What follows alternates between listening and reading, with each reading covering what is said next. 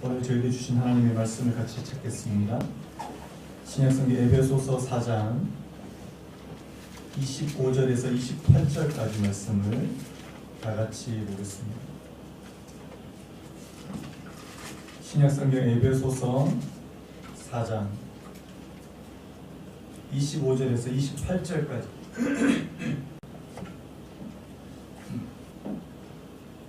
짧으니까요. 다 같이 한 목소리를 읽도록 하겠습니다. 25절부터 28절까지 있습니다. 시작. 그런즉 거짓을 버리고 각각 그 이웃과 더불어 참된 것을 말하라. 이는 우리가 서로 지체가 됨이라. 분을 내어도 죄를 짓지 말며 해가 지도록 분을 품지 말고 마귀에게 틈을 주지 말라. 도둑질하는 자는 다시 도둑질하지 말고 돌이켜 가난한 자에게 구제할 수 있도록 자기 손으로 수고하여 선한 일을 하라. 아멘. 자, 오늘 말씀 제목을 한번 따라 보시겠습니까? 거짓, 분노, 탐욕을 버리라. 다시 한번. 거짓, 분노, 탐욕을 버리라. 오늘 설교의 내용이 오늘 이 제목에 다 담겨 있습니다. 오늘 제가 설교 안 하고 마치겠습니다. 이렇게 해도 뭐 별로 이렇게 어려움이 없을 정도로 제가 오늘 이 제목에 이 거짓, 분노, 이 탐욕을 버리는 이것에 대해서 오늘 말씀 나누려고 하는데요. 그 댄 에리얼리라는 사람이 쓴 책이 있는데요. 이 거짓말하는 착한 사람들이라는 책이 있습니다. 그 책에 보면 이 미국의 그 워싱턴 DC라고 그러죠. 수도 워싱턴 DC의 이 케네디 예술센터라고 하는 큰 그 예술센터가 있는데요. 그곳에 선물 매장을 이 총괄하는 이 바이스라고 하는 사람의 이야기가 나옵니다. 이 선물 매장에는요, 이 300명이 넘는 이 자원봉사자들이 이제 선물을 팔고 또 돈을 받는 그런 일을 했다고 합니다. 대부분 다 이 예술센터니까요. 이 연극과 음악을 사랑하는 이 은퇴자들이에요. 나이가 많은 그 은퇴자들이 이 와서 이제 자원봉사를 하는데 그 선물 매장은 이제 금전 등록기라고 이렇게 왜 기계로 이렇게 딱 해서 이렇게 하는 금전 등록기가 없고 그냥 이 큰 함, 우리 헌금함처럼 함으로만 돼 있어서 거기서 이제 물건 판 돈을 이제 넣기도 하고 거기서 또 거스름돈을 이제 찾아서 주기도 하고 뭐 이렇게 했답니다. 그런데 이제 여기서 이제 문제가 발생을 하는 거예요. 1년에 이제 이 선물 매장의 매출액이 한 40만 달러, 우리나라 돈으로 4억 원이 넘는데 이게 큰 돈이잖아요. 그런데 매년 이게 결산을 해보면 이 15만 달러, 15만 달러 한 1억 5천 이상 되거든요. 15만 달러 상당의 이 현금과 물품이 이제 샌다는 거예요.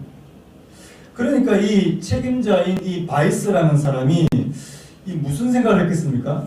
이 자원봉사자 중에 이게 엄청난 도둑이 있구나. 뭐 얼마나 뭐 1억 5천 이상이나 되는 그런 이 물건이나 이 현금을 이 도둑질에는 이것을 이제 잡기 위해서 이제 이 사설 탐정을 고용했답니다. 그래서 이제 함정을 타는데 이 함정 수사를 하는데 어떤 함정 수사를 했냐니까 일부러 그 돈에다가 이 표시를 다 해뒀대요. 그래서 이게 가져가는 사람이 잡으려고 돈에다가 이게 자기만 아는 표시를 딱 해서 이제 헌금함에 넣어놓고 이제 딱 숨어서 기다리고 있는 겁니다. 탐정은. 그러니까 아니나 다를까 실제로 이제 용의자가 나타나는 거예요. 돈을 막 가져가는 거죠. 그래서 현장을 덮쳤습니다.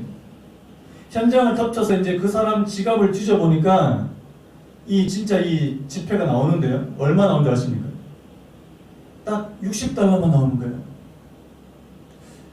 그래가지고 이상하다 싶어서 했는데 이 용의자 한 사람만 이제 잡아서 이게 될 문제가 아니라는 사실을 이제 깨닫게 됩니다. 용의자를 잡고 나서도요 계속해서 이 돈과 물품이 없어지는 거예요. 결국은요 이 댄 바이스라는 사람이 안 되겠다, 이 시스템을 바꿔야 되겠다, 이 재고 관리 시스템을 개선해가지고요 이 물품마다 가격표를 다 붙이고 모든 자원봉사자들에게 매장에서 얼마 팔았는지 다 기록해라. 이 일일 판매 대장을 이렇게 만들어서 기록하게 만들었던. 어떻게 됐을까요, 여러분? 그러니까 돈과 물품 사라지는 게 없어졌다는 거예요. 이 뭘 말하는 거예요? 그 물건이나 이 돈을 훔쳐간 사람이 한두 사람이 아니었다는 것을 말씀합니다. 이 나중에 이제 이 바이스라는 사람이 어떤 말을 했냐니까 이런 말씀 한번 들어보실래요? 사람은 누구나 기회가 닿으면 언제든 다른 사람의 물건을 훔치려 한다. 사람에게는 나쁜 일을 하지 못하도록 제어해주는 통제장치가 필요하다. 여러분도 그렇습니까? 누구나 기회가 닿으면 다른 사람과 이렇게 슬쩍 해도 이렇게 양심의 가책을 느끼지 않는. 제가 이거를 읽으면서 야, 사람이 진짜 이 정도밖에 안 되나? 이런 생각을 하면서도 동시에 또 무슨 생각이 있냐니까요. 아, 이게 우리 모습이다라는 생각이 들었습니다. 하나님을 떠난 인간이 겉으로 보이게 아무리 선한 것처럼 보이고요. 여기 나오는 이 자원봉사자들요, 다 자원봉사로 나온 거예요. 나름대로 착하고 선한 일을 하기 위해서 그렇게 나왔는데 기회만 있으면 다른 사람들을 속이고 훔치려고 하는 그런 본성, 그런 가능성을 이 내포하고 있더라는 것을 말씀하는 것입니다. 그래서 여러분들이 잘 아시는 말씀, 예레미야서 17장 9절 말씀. 만물보다 거짓되고 심히 부패한 것이 뭐라고요? 마음이라. 한번 따라해볼까요? 만물보다 거짓되고 심히 부패한 것은 마음이라. 우리 마음이 부패하고 거짓됐대요. 누가 능히 이를 알리오마. 그래서 로마서 3장 10절에서 12절 말씀 이런 말씀이 있습니다. 기록된 바 의인은 없나니 하나도 없습니다. 깨닫는 자도 없고 하나님을 찾는 자도 없고 다 치우쳐 함께 무익하게 되고 선을 행하는 자는 없나니 어떻게 해요? 하나도 없대요.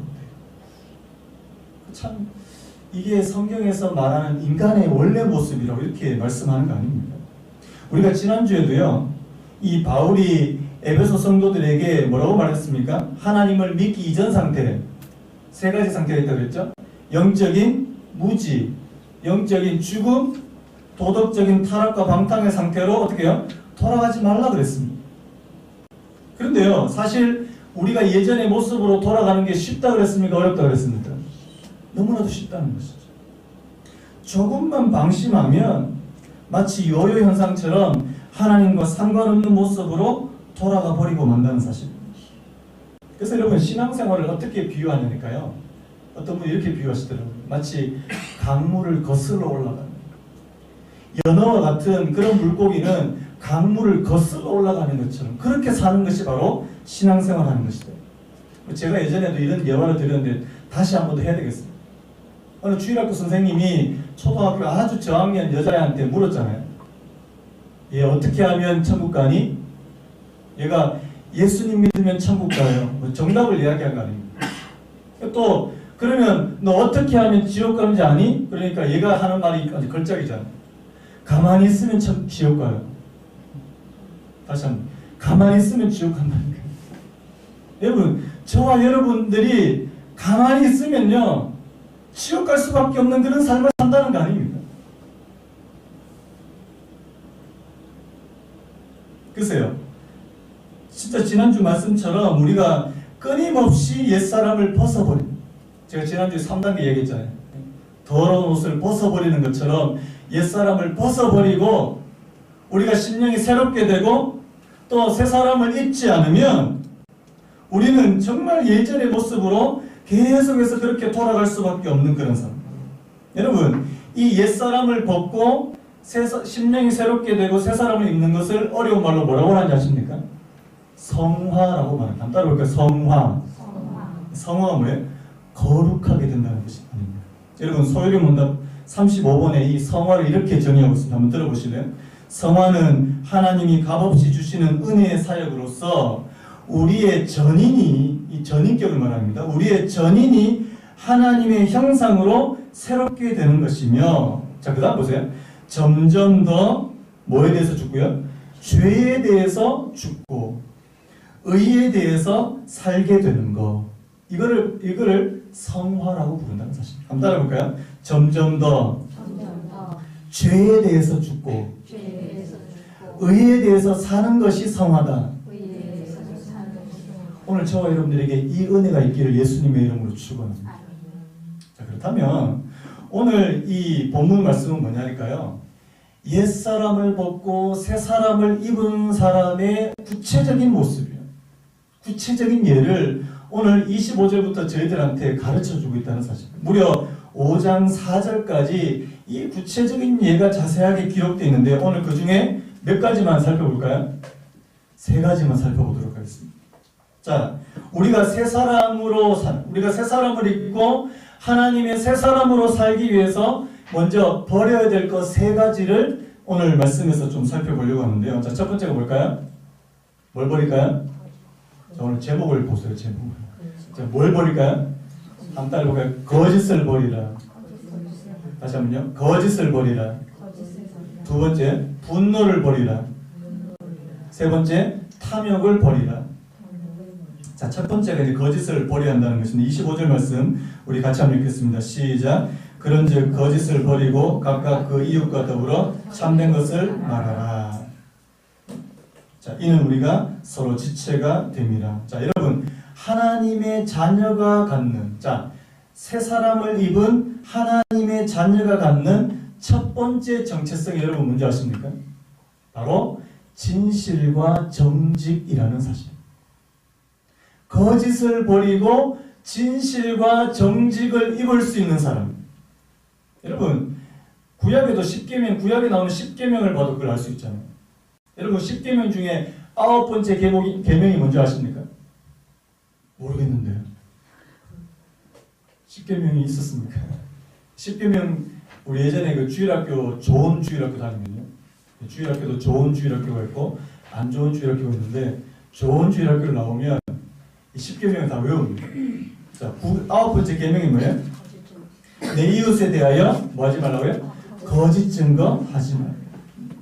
거짓을 하지 말. 여러분, 하나님의 백성의 정체성으로요, 바로 이 진실과 정직을 말씀하고 있다는 사실입니다. 여러분, 왜 진실과 정직이 하나님의 백성의 정체성일까? 반대로 이 거짓은 바로 사단의 정체성이기 때문에 그렇습니다. 자, 요한복음에서요, 이 예수님이 유대인들을 가리켜서 신랄하게 비판하는 내용이 나오는데, 자, 요한복음 8장 44절, 좀 길지만요, 우리 같이 한번 읽어볼까요? 시작. 너희는 너희 아비 마귀에게서 났으니 너희 아비의 욕심대로 너희도 행하고자 하느니라. 그는 처음부터 살인한 자요, 진리가 그 속에 없으므로 진리에 서지 못하고 거짓을 말할 때마다 제 것으로 말하느니 이는 그가 거짓말쟁이요 거짓의 아비가 되었습니다. 여러분, 사단을 가리켜서 뭐라고 말합니까? 거짓말쟁이, 거짓의 아비, 이렇게 말하고 있다는 사실. 여러분, 우리가 사단의 영향력 아래에서 벗어나서요, 하나님의 영향력 아래 들어가게 되면 처음 나타나는 현상이 뭡니까? 이 거짓을 미워하게 된다는 사실입니다. 거짓을 하면 마음이 불편하게 되는 거예요. 하나님 앞에서 남을 속이게 되면 이 마음이 불편해지는 거예요. 이게 바로 하나님의 백성으로서의 처음 나타나는 현상이라는 사실입니다. 근데요, 문제는 뭐예요? 하나님을 믿는다고 말하면서도 눈도 깜빡하지 않고 그렇게 막 거짓말하는 사람. 그 사람의 정체성을 다시 한번 생각해 보지 않을 수 없다는 사실입니다. 여러분, 제가 이게 오늘 말씀을 준비하면서 좀 오래된 통계인데요, 우리나라 사람들이 얼마나 거짓말을 많이 잘하는 줄 아십니까? 2005년도 통계인데, 소위 거짓말 사범, 그 죄 가운데 이 거짓말과 관련된 죄가 세 가지 정도가 있는데, 위증죄가 있고요. 그 다음에 다른 사람들 그냥 없는 거 막 지어내는 무고죄, 그리고 이 사기죄가 있는데, 이게 이제 일본하고 비교한 통계가 있습니다. 이게 기가 막힌데요. 자, 위증죄가 우리나라가 그 한 해, 2005년도 한 해에 1198명인데, 일본은 5명이에요. 우리나라 1198명인데, 일본 5명. 일본이 우리나라보다 인구가 지금 2.5배 많거든요. 그렇다면, 인구 대비로 하니까 671배. 자, 그 다음에 무고죄, 없는 거 막 지어내는 무고죄가 우리나라가 한 해 2,965명인데 일본은 딱 2명. 인구 대비로 하니까 4,151배. 여러분, 사기죄는 그래도 일본이 좀 많습니다. 근데 우리나라가 월등히 많습니다. 5386명인데 일본은 8,269명. 인구 대비하니까 일본의 17배. 여러분, 저는 이걸 보면서 정말 아이러니한 게 뭔지 아십니까? 여러분, 일본은 예수 믿는 사람, 이 복음화율이 몇 퍼센트 된 줄 아세요? 1%도 안 돼요. 근데 우리나라는 지금 복음화율이 한 몇 퍼센트 될 것 같습니다. 뭐 예전에 뭐 요즘엔 1000만 안 돼요. 요즘 예전에 막 1000만 명이 막 기독교 다닌다고 그랬는데 이거 거짓말이고요. 지금은 800만 명 될까 말까 하거든요. 이게 퍼센티지로 봐도 이게 압도적으로 우리나라가 이 예수님을 믿는 사람들이 많은데 여러분 놀라운 거는요. 이 거짓말과 관련된 이 범죄는 일본에 비해서 너무나도 많더라는 사실입니다. 여러분 예수 믿는 거하고 정직한 거하고 별개의 문제입니까? 마치 그런 것처럼 보여준다는 사실. 여러분 이게 교회나 목사도 이런 점에서 자유롭지 못한 게요. 예전에 그 오카노 목사님 살아계실 때 무슨 말씀하셨냐니까 우리나라 교회, 우리나라 전체에 있는 개신교회 출석 교인들 다 합치면 우리나라 인구보다 더 많다고 그랬어요. 이게 무슨 말이냐니까 이 목사님들이 교회 성도 몇 분 되세요? 막 뻥튀기를 해가지고요. 한 50명 나오는데 막 100명, 올림도 심하게 해가지고 100명 나오는데요. 제가 요즘에 전도하다 보니까 저한테 이렇게 그러니까 목사님이 물으시면서 우리 교회 성도님이 몇 명인지 물어보시더라고요. 그냥 왜 묻는지 모르겠는데 물으시더라고요. 그래서 제가 뭐라고 답할게요? 제가 많이 나올 때는 한 50여 명, 작게 나올 때는 한 41명. 근데 안 믿으세요. 왜 안 믿으면서 왜 묻는지 모르겠는데 이게 뭐 목사 말도 이게 잘 믿지 못하는 그런 세상.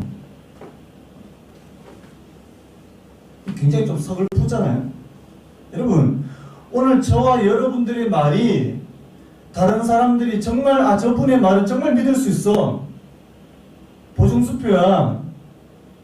이렇게 받아들이십니까? 아니면 저 집사님의 말은 한 절반은 약간 뻥인 것 같고 절반만 좀 믿어. 이렇게 되면 진짜 곤란하잖아요. 제가 오늘 말씀 준비하다가 우연히 그림 하나를 발견하게 됐는데 이 그림이 정말 대박입니다. 한번 보여주세요. 이게 여러분 그림 보이세요 혹시? 제가 이거 어느 책에서 우연하게 이게 발견했는데요. 레슬리 트레셔라고 하는 분이 티핑 더 스케일 이게 무슨 뜻이냐니까 저울 한쪽을 이게 건드린다 이런 뜻이거든요. 여러분 이 그림을 자세히 보시면 이 정육점 주인하고 이제 한 나이 든 여자 손님하고 이 닭고기 놓고 이제 이게 하는 건데요. 자 손을 가만히 보세요. 손을. 자 손을 어떻게 하고 있어요? 이 저울 눈금을 올려다보면서 야릇한 미소를 이게 짓고 있잖아요. 이 정육점 주인은 어떻게 합니까? 조금이라도 무겁게 하려고 지금 저울을 아래로 지금 밑으로 내리려고 있고요. 이 여자분은 이 조금이라도 가볍게 하려고 밑에서 이렇게 떠받치고 있다는 사실입니다. 저는 이 그림을 보면서 진짜 이게 너무 우리의 이 모습을 신랄하게 완전 보여준다 이렇게 생각이 드는 거예요. 여러분 뭐 때문에 그렇습니까? 자기 이익 때문에 그런 거예요. 자기 이익 때문에. 여러분 제가 이 그림에 대해서 이 모리스 위라고 하는 목사님이 이런 설명을 붙였는데 한번 들어보실래요? 노동자를 착취하는 고용주, 맡은 일에 꾀부리는 일꾼, 성과를 거짓으로 보고하는 월급쟁이, 불량 상품을 파는 상인, 낼 돈을 내지 않는 고객, 타인의 명성을 해치는 자, 친구의 신임을 의심하는 자, 가정의 수입을 술이나 도박으로 낭비하는 아버지, 자녀들이 극장에 몰래 들어가도 모른 체 하는 어머니, 소득세를 부정직하게 납부하는 사람, 무익한 것에 관심을 쓰며 시간을 보내는 목사. 저는 여기서 되게 찔리던데요. 무익한 것에 관심을 쓰며 시간을 보내는 목사. 이런 사람이 하는 일들은 바로 정육점 주인이 저울 눈금을 속이는 일과 같다. 이렇게 해요.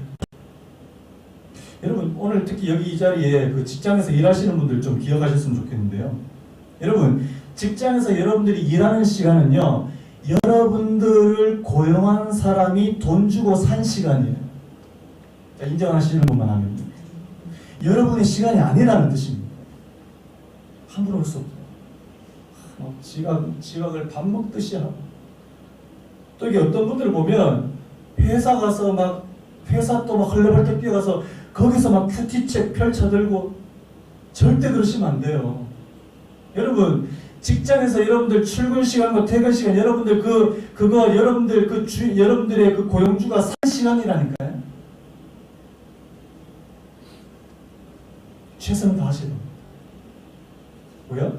그걸 위해서 우리가 그 월급 받는 거잖아요. 그 시간에 내가 적당하게 때우고 딴짓하고 하나님 앞에서 보시 그거 정직하지 않더라는 거 아닙니까? 특별히 오늘 25절에 나오는 이 이웃, 오늘 말씀 뭐라고 말합니까?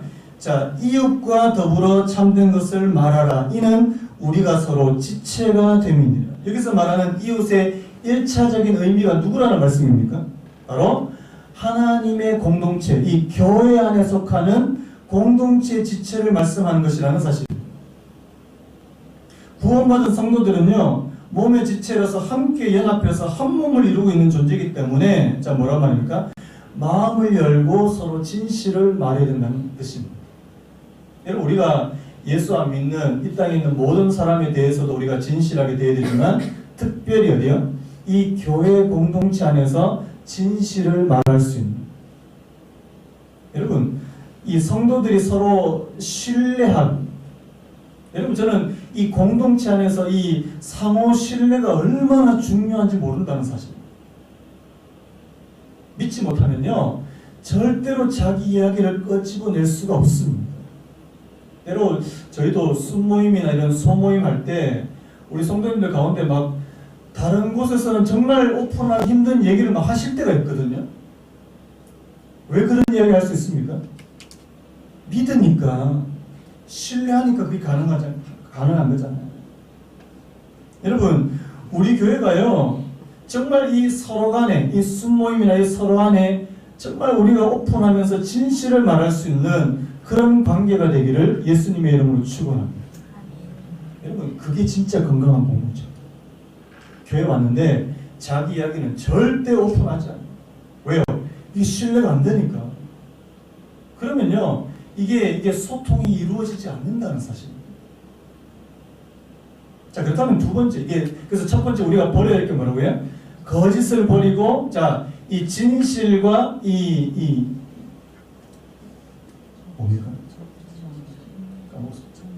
네, 죄송합니다. 정직과 진실을 취해야 됩니다. 자, 그렇다면 두 번째로 우리가 버려야 될 게 뭐예요?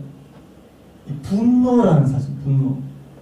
자, 분노의 이 반대적인 개념이 뭘까요? 이 온유와 겸손이라는 사실. 자, 한번 따라할까요? 분노를 버리고 온유와 겸손을 입어야 한다. 자, 우리 26절, 27절 같이 한번 읽겠습니다. 시작. 분을 내어도 죄를 짓지 말며 해가 지도록 분을 품지 말고 마귀에게 틈을 주지 말라. 자, 여러분 26절을 영어 성경으로 보니까 이렇게 되어 있습니다. Be angry, but not sin. 이게 이제 직역해보니까 분을 내어라. 하지만 죄를 짓지 말라. 이렇게 되어 있더라고요. 이게 무슨 말이에요? 성경에 우리가 뭐 할 수 있단 말이에요? 분을 낼 수 있다. 분을 내는 것 자체가 죄는 아니다. 이렇게 말씀하고 있다는 사실입니다. 여러분, 우리가 살다 보면 화 내셔요, 안 내셔요? 자, 화할 때까지 한 번도 안 내신 분. 거짓말이죠. 한 번도 안 내신 분 안 계세요. 근데 뭡니까? 자, 오늘날처럼 바쁘고 복잡하게 돌아가는 일상 가운데 살면서 우리가 화내지 않고 살아가는 게 이게 얼마나 힘든 일입니까? 여러분들이 저 보시기에 제가 화를 잘 내는 성격인 것 같습니다? 잘 안 내는 성격인 것 같습니다? 말씀 되게 잘 하셔야 되죠? 잘 안 내요. 제가 웬만하면 잘 안 믿으시겠지만 제가 웬만하면 화를 잘 안 내는데 요즘에 화나는 일들이 많더라고요. 이게 별거 아닌데도 요즘에는 막 화가 막 이렇게 막 나도 모르게 이렇게. 얼마 전이에요. 급하게 이제 차를 몰고 어디 가야 될 일이 있는데 2차선 도로인데 한쪽 차선에는 초보 운전, 한쪽 차선에는 트럭이 이렇게 막고 있더라고요. 초보 운전이 시속 몇 킬로 다니는 거 아십니까? 50km도 안 돼, 50km도. 그 막 80, 90으로 달릴 수 있는 도로인데 화가 나겠습니까? 안 나겠습니까? 화가 나죠. 요즘 앵그리버드 막 화가 난다 막 이렇게 앵그리버드가 그랬습니다. 그래서 왜 이렇게 저렇게 운전을 저렇게 막 그래서 나중에 제 자식 제가 나중에 화를 가라앉히고 가만히 보니까요. 제가 조금 일찍 나왔으면 제가 좀 여유를 갖고 조금 일찍 나왔으면 전혀 화낼 상황이 아니거든요. 그런데 급하니까 여러분도 그렇지 않습니까? 저만 그래요. 급하니까 급한데 지금 앞에 누가 가로막고 있으니까. 그런데요 오늘 우리가 여기서 한 가지 주의해야 될 게 우리가 분을 내고 화를 낼 수 있는데 자 주의해야 될 점이 있더라는 사실입니다. 자 뭘 주의해야 돼요? 첫 번째 죄를 짓지 마라. 분을 낼 수 있다. 하지만 그것이 죄로 연결되어서는 안 된다 이렇게 말씀하고요. 자, 두 번째 해가 지도록 분을 품지 말라. 세 번째 마귀에게 틈을 주지 말라. 여러분 유진 피터슨의 이 메시지 성경에 이 부분을 참 잘 번역한 것 같습니다. 제가 읽어드릴게요. 화가 나면 화를 내십시오. 막 하늘 문이 열리고 막 평강이 밀려오시는 분들 있죠. 화가 나면 화를 내십시오. 화내는 것 자체는 괜찮습니다. 그러나 화를 연료로 삼아 복수심을 불태워서는 안 될 일입니다. 이 부분이 중요하죠. 화를 연료로 삼아 복수심을 불태워서는 안 될 일입니다. 그 다음에 화난 채로 오래 있지 마십시오. 화난 채로 잠자리에 들지 마십시오. 그 다음에 마귀에게 거점을 내어주어서는 안 됩니다. 여러분 우리가 화를 내는 것이요. 이게 화를 이 연료로 삼아서 우리 안에 있는 이 원한과 복수심을 불태울 수 있다는 사실. 그 다음에 화를 방치해 두면요. 이것이 원한이 되고 이 굉장히 이게 쓴뿌리가 되더라는 사실입니다. 여러분 오늘 이 26절에 나오는 앞에 나오는 이 분 뒤에도 이 분분이라고 되어 있는데요. 우리말 성경에는 똑같은 말로 번역이 되어 있는데 이게 원어로 보면 다릅니다. 26절에 이 처음에 나오는 분을 내어도 할 때 이 분은 그냥 이 일상적인 화, 이 오르게라고 한다는데요. 일상적인 화입니다. 그런데 그 뒤에 나오는 분은 파로르기스모스, 원어는 모르셔도 돼요. 이게 원한이라는 뜻입니다. 원한. 자, 뭔 말이에요 이게? 내게 화를 그냥 방치해두고 화를 내고 썸을 내는 것을 그냥 방치해두면 뭐가 된다고 그게요? 원한이 될 수 있다는 사실. 여러분 그렇잖아요. 내가 다른 사람에 대해서 약간의 좀 화가 나 있고 좀 서운한 감정이 있으면 그것을 풀지 않으면 어떻게 돼요? 그게 내 안에서 어떻게 됩니까? 자연적으로 없어집니까? 아니요. 그게 점점 더 커진다는 사실. 그리고 변질됩니다. 여러분 그 성경에 나오는 이 대표적인 케이스가 어떤 사람이에요? 바로 이 가인이라는 사람. 하나님이 자기 동생 아벨의 재산을 받아주시고요. 자기 재산을 안 받아주셨어요. 그러니까 이 동생 아벨에 대한 뭐가 있습니까? 이 화가 나는 거예요. 자, 창세기 4장 6절 7절에서 하나님이 가인에게 뭐라고 말씀하는지 우리 같이 한번 읽어보겠습니다. 시작. 여호와께서 가인에게 이르시되 내가 분하여 함은 어찌 됨이며 안색이 변함은 어찌 됨이냐. 내가 선을 행하면 어찌 낯을 들지 못하겠느냐. 선을 행하지 아니하면 죄가 문에 엎드려 있느니라. 죄가 너를 원하나 너는 죄를 다스릴지니라. 이게 무슨 말이에요? 자기 안에 있는 분노가 이게 원한이 되고요. 이 원한이 동생을 죽이려는 살해 의도로 그렇게 발전하는데 이 가인이 그냥 그것을 방치해뒀다는 사실. 그러니까 나중에 실제로 무슨 일이 벌어져요? 실제로 자기 동생을 죽이게 된 인류 최초의 살인이 벌어지더라는 사실입니다. 여러분, 오늘 저와 여러분들 안에 있는 어떤 화, 어떤 서운한 감정, 이거 그냥 방치하지 않는 은혜가 있기를 바랍니다. 푸셔야 돼요. 오늘 말씀에는 뭐라고 말합니까? 해가 지도록 불을 품지 말고, 뭐 해가 지도록 하니까 뭐 해질 때까지 물론 그렇게 그 말도 있지만 빨리 해결하라는 거예요. 빨리. 제가 예전에 결혼 초기에는요, 제가 조금 좀 미성숙한 모습입니다. 화가 났어요, 집사람한테. 그러면 제가 3박 4일 동안 말을 안 했습니다. 여러분, 이 3박 4일 동안 말 안 하는 게 이게 사람 얼마나 속을 뒤집는 거 아시죠? 이 참, 저도 지금 생각해보면 참 이게 못됐어요, 이게. 그래, 한번 뒤집어봐, 한번 속이 뒤집혀봐라. 그러면서 말 안 하고 이렇게. 요즘에는 제가 조금 나아진 것 같은데 인정해 주셔야 돼요. 인정 안 해주시면 제가 이게 말을 못하는데. 근데 제가 요즘에는 오래 갖고 있지 못하는 게 왜냐니까 설교를 해야 되거든요. 이게 제가 갖고 있으면 제가 설교를 못합니다. 마음에 어떤 그걸 갖고 있으면 제가 설교를 못해요. 그래서 빨리 가서 이렇게 설교 좀 해요. 빨리 풀어야 되는 게. 여러분, 빨리 푸는 게요, 나한테 좋아요. 아멘입니까? 빨리 풀면 나한테 좋습니다. 다른 사람에 대한 어떤 서운한 감정, 미운 감정, 화난 감정을 갖고 있으면 누구 손해게요? 나만 손해예요. 왜요? 이게 막 스트레스 받죠. 잠도 잘 안 오죠. 밥맛도 없어요. 즐거움이 없어요. 여러분, 오늘 내 안에 있는 것을 먼저 해결해요. 그래서 여러분, 오늘 그래서 분을 내어도 죄를 짓지 말며 해가 지도록 분을 품지 말고, 자, 마지막에 마귀에게 틈을 주지 마라. 마귀가 내 안에서, 사단이 내 안에서 역사할 수 있는 그런 거점을 만들어주지 마라. 그렇게 말씀하는 거 아닙니까? 자, 그래서 여러분, 오늘 제가 여기 이제 분노를 버려라 이렇게 말씀을 드리니까, 자, 여러분, 우리 내가 이 땅에 살면서 화 한 번도 안 내야지? 그런 의미입니까? 여러분, 분노에도요, 두 가지 종류가 있다는 사실. 하나는 뭐냐니까, 여러분, 주로 우리가 뭐 때문에 화가 많이 나세요? 여러분들이 화나게 만드는 그 근본적인 원인이 어디 있는 것 같습니까?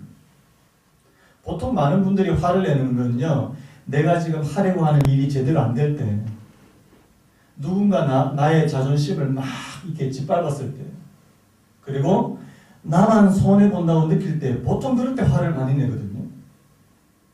물론 우리가 이럴 때도 화를 낼 수 있습니다. 그런데 성경에는 또 다른 종류의 분노가 있다는 사실이에요. 그 분노가 뭔지 아십니까? 바로 거룩한 분노라는 사실이에요. 여러분, 예수님이 이 땅에 계실 때 화 한 번도 안 내신 거 같죠? 내셨어요? 안 내셨어요? 언제 내셨죠? 요한복음 2장 14절에서 16절까지. 자, 우리 같이 한번 읽겠습니다. 시작. 성전 안에서 소와 양과 비둘기 파는 사람들과 돈 바꾸는 사람들이 앉아있는 것을 보시고 노끈으로 채찍을 만드사 양이나 소를 다 성전에서 내쫓으시고 돈 바꾸는 사람들의 돈을 쏟으시며 상을 엎으시고 비둘기 파는 사람들에게 이르시되 이것을 여기서 가져가라. 내 아버지의 집으로 장사하는 집을 만들지 말라 하시니. 저는 이 말씀 보면서 어떤 말씀이 눈에 들어왔냐니까, 상을 엎으셨다. 예수님도 상을 엎으신 적이 있네. 혹시 상 엎으신 분 있으신 분 위로가 되시길 바랍니다. 상을 엎으. 그런데 예수님께서 왜 이렇게 하셨어요? 내 아버지 집으로 장사하는 집을 만들지 마라. 하나님의 집, 하나님의 성전에 대한 열심. 하나님의 성전이 더럽혀졌다고 생각하니까 속에서 불같은 이 분노가 일어나더라는 사실입니다. 여러분, 이게 뭐예요? 바로 의로운 분노, 거룩한 분노를 말씀합니다. 여러분, 오늘 저와 여러분들에게 진짜 필요한 분노는 바로 이런 분노인 줄로 믿습니다. 하나님의 이름이 땅에 떨어지고요, 하나님의 교회의 위상이 땅에 떨어졌는데 우리한테 아무런 감정이 없어요. 뭔가 잘못된 거 아닙니까? 우리가 진짜 화를 내야 될 때는 화내지 않고 화를 안 내야 될 때 화내는 것이 오늘 우리의 모습이 아니냐고. 시편 119편 53절에 이런 말씀이 있더라고요. 주의 율법을 버린 악인들로 말미암아 내가 맹렬한 분노에 사로잡혔다. 하나님 말씀대로 안 사는 악인들 보니까 속에서 불이 나더라고요. 이런 말씀 아닙니까? 여러분, 오늘 그래서 우리가 진짜 화내야 될 때는 화낼 거예요. 하나님께서 내게 막 의로운 분노를 일으키실 때는 화내세요. 화내셔야 된다는 사실입니다. 그런데 내가 조금 손해보거나 자존심 조금 상한 거, 그걸 그냥 넘어갈 수 있는 거 아니냐, 이 말씀입니다. 그래서 두 번째, 이게 분노예요, 분노. 자, 그렇다면 마지막 세 번째 뭐예요? 탐욕입니다. 자, 우리 28절에 보니까 도둑질하는 자는 다시 도둑질하지 말고 돌이켜 가난한 자에게 구제할 수 있도록 자기 손으로 수고하여 선한 일을 하라. 전 여기 오늘 이 도둑질하는 게 뭐로 느껴졌냐니까요. 보통 여러분 도둑질하는 사람들 가운데 이 장발장같이 진짜 먹을 것이 없어가지고 굶어 죽으려고 할 때 다른 사람 거 훔치는 거, 이거를 오늘 성경에서 말씀하는 게 아니라는 사실입니다. 오히려 자기가 가지고 있는 것에 만족하지 못하고요, 더 가지려고 하고요, 오히려 남의 것을 빼앗아서라도 자기의 것을 충족시키려고 하는 그런 탐욕적인 사람을 오늘 여기 나오는 이 도둑질하는 사람이라고 그렇게 말씀한다는 사실입니다. 여러분, 오늘 이 세 가지 중에서 이 10계명과 관련된 말씀이 진짜 많은데요, 오늘 이 도둑질하지 말라는 말씀은 이 10계명 가운데 이 몇 번째 계명입니까? 8번째 맞습니까? 8번째 계명이 도둑질하지 않습니까? 8번째 계명. 그 다음에 10번째 계명이 여러분 뭔지 아세요? 내 이웃의 집을 탐내지 마라. 출애굽기 20장 27절에요. 내 이웃의 집을 탐내지 마라. 내 이웃의 아내나 그의 남종이나 그의 여종이나 그의 소나 그의 낙이나 무릇 내 이웃의 소유를 탐내지 마라. 여러분, 저는 이 도둑질하는 근본적인 이 동기, 이 원인이 이 탐욕에서 비롯된다고 그렇게 보거든요. 내가 지금 가지고 있는 것에 만족하고 사는 사람들은 절대 다른 사람의 것을 탐내지 않습니다. 훔치지 않습니다. 아까도 제가 앞에 예를 들었는데요. 내가 지금 만족하고 사는데 굳이 다른 사람의 것을 그렇게 훔칠 이유가 없는 것이죠. 이 남의 것을 훔치거나 빼앗는 일의 배후에는요, 이 탐욕과 욕심이 도사리고 있다는 사실. 양웅이라고요, 한양대 사이버대학 교수가 이 우리나라 아파트 광고를 분석해 놓은 그게 있는데요, 진짜 웃겼습니다. 우리나라 아파트 광고, 모든 회사 아파트 광고에 뭐가 들어가죠 아십니까? 욕심이 들어가더라는 사실. 예를 들어 볼게요. 욕심낸 그곳에 꿈의 그림이 온다, 하나건설. 욕심내세요, 대방건설. 욕심내세요, 어울림이니까 금호건설. 서울이 욕심내는 곳, 대림사. 욕심나는 투자처, 이수건설. 욕심낼 만한 이유, 현대리모델링. 욕심만큼, 대우건설. 아름다운 삶의 욕심, 고려개발. 다 욕심 들어가요. 기가 막히지 않습니까? 참 잘 분석했다는 생각도 드는데, 우리나라 사람들의 이 마음속에 있는 이 욕심, 이 욕망, 요즘 욕망 아줌마 이런 말도 쓰는데, 욕망을 막 자극하는, 여러분, 하나님께서 우리에게 주신 것에 만족함이 없으면요, 끊임없는 이 탐욕과 욕심의 노예가 된다는 사실입니다. 여러분 한번 여쭤볼게요. 여러분들 지금의 삶에 만족하십니까? 저도 어제 설교를 준비하면서 저한테 물었어요. 나는 지금 이 상태로, 이 교회, 우리 교회 이 상태로 나 지금 만족하고 있나? 진짜 만족하나? 저한테도 질문이 되더라고요. 여러분, 시편 23편의 고백처럼 여호와는 나의 목자시니 내가 부족함이 없으리라. 진짜 내가 이렇게 고백할 수 있을까? 제가 어느 책에서 본 이야기인데요, 제가 오늘 이 말씀만 하고 좀 마무리하려고 하는데, 어떤 한 사람이 이제 목사님 찾아와서 이제 신음하듯이 하소연하면서 이렇게 말합니다. 목사님, 제가 전 재산을 잃었습니다. 다 잃었습니다. 모든 것을 잃었습니다. 이 목사님이 진짜 좀 생뚱맞게 이렇게 해야 돼요. 얘기합니다. 믿음을 잃으셨다니 정말 안타깝습니다. 이 남자가 정색하면서, 아니 무슨 소리 하십니까 목사님? 저 믿음은 안 잃었거든요. 아 그러세요? 그러면 정신을 잃으신 것 같군요. 아이고 유감입니다. 그러니까 또 이 남자가 또 막 발끈해가지고 정신 말짱하거든요. 그러니까 또 목사님 이게 놀라는 것 같아요. 이게. 아 그러면 구원을 잃으셨는가 보군요. 아이고 안 됐습니다. 그게 아니라니까요. 목사님 나중에 하는 말이 뭐냐니까요. 믿음과 정신과 구원을 잃지 않았다면 도대체 뭘 잃었다는 말입니까? 이거 세 가지가 그렇게 중요한데 당신은 중요한 거 하나도 안 잃었습니다. 뭐 이런 식으로 얘기를 하시는 거예요. 뭘 얘기하는지 아시겠죠?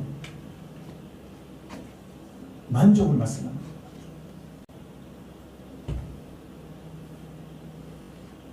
오늘 말씀에 도둑질하는 자는 다시 도둑질하지 말고 가난한 자를 구제할 수 있도록 자기 손으로 수고하여 선한 일을 하도록 하라. 무슨 말이에요? 자기만을 위해서 이때까지 탐욕스럽게 살았다면 이제는 어떻게 해요? 더 나아가서 남을 도울 수 있는 사람으로 살아야 된다. 이 말씀 아닙니까? 자, 말씀 정리하겠습니다. 옛사람을 벗고 새사람을 입는 삶이 구원받은 자의 삶인 줄로 믿습니다. 자, 우리가 날마다 옛것을 벗어버리고 새것을 입어야 되는데, 자, 오늘 세 가지 뭘 벗으라고요? 거짓을 버리고요. 자, 분노를 벗어버리고요. 탐욕을 벗어버리고. 그 대신에 우리가 뭘 입어야 될까요? 진실과 정직. 분노 대신에 온유와 겸손. 그리고 거룩한 분노. 그리고 탐욕 대신에는 이 만족을 입어야 된다는 사실입니다. 근데 여러분, 이게 쉬운 게 아니더라고요. 왜 안 쉽습니까? 우리 주변에 있는 수많은, 우리와 함께 더불어 살아가는 수많은 사람들이 이 옛사람을 벗지 않고 그냥 살아가거든요. 거짓말도 잘하고, 다른 사람 잘 속이고, 분노가 일어나면 막 분노를 폭발하고, 갑질도 하고, 도둑질도 하고, 남의 것 잘 빼앗고, 이런 세상 가운데 우리가 날마다 살거든요. 그래서 예수 믿는 자로 살아가기가 참 어렵다는 사실입니다. 여러분, 오늘 여기 이 말씀 가운데 거짓을 버리라, 분을 내어도 죄를 짓지 마라, 그리고 도둑질하지 말라, 탐욕하지 말라, 이 말씀은 내가 노력하라는 그 말씀과 동시에 그렇게 살 수 있는 하나님의 은혜와 능력을 구하라는 뜻인 줄로 믿습니다. 제가 우리 아까 좀 어려운 찬양 불렀잖아요. 제가 무슨 찬양했습니까?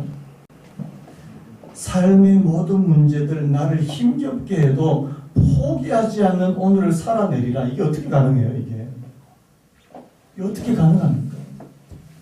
하나님께서 내게 오늘 그렇게 살아갈 수 있는 능력, 성령께서 주시는 그 능력이요.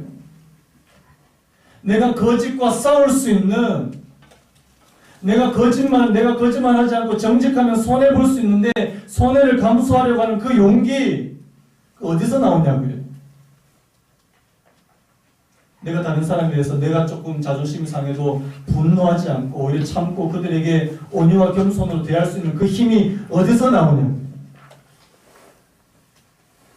내가 주어진 삶에 만족하고 더 욕심 부리지 않고 막 탐욕의 노예가 되지 않는 그런 삶을 살 수 있는 거 어떻게 가능하냐고요. 하나님의 성령께서 주시는 은혜와 능력인 줄로 믿습니다. 그래서 오늘 이 말씀 생각하시면서 오늘 이 찬양 다시 한번 부르기를 원하는데요. 수많은 사람들 주를 따르네 자신의 연약함 가지고. 여러분, 누구나 저와 여러분도 다 그 연약함이 있잖아요. 어떤 분들은 좀 거짓에 잘 넘어지기도 하고, 탐욕 때문에 잘 넘어지기도 하고, 분노 때문에 잘 넘어지기도 하고. 그런데요, 포기하지 않는 오늘을 살아내기를 원합니다. 그런 마음으로 우리 다시 한번 찬양하고,